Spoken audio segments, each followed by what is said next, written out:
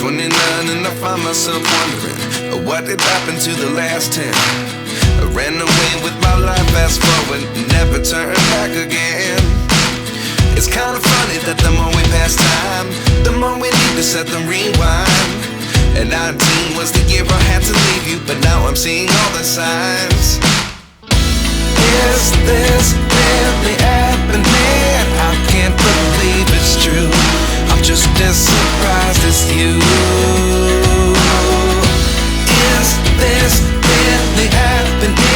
I can't be too sure, but one day I'll be yours again.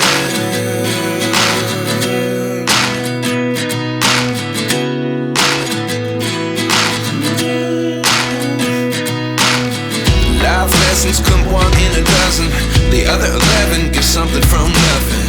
I sit here looking for an answer. Maybe the biggest question was in the last chapter. You gave me the soul I have today. Without you I never could have moved away, but now I see what you teach. I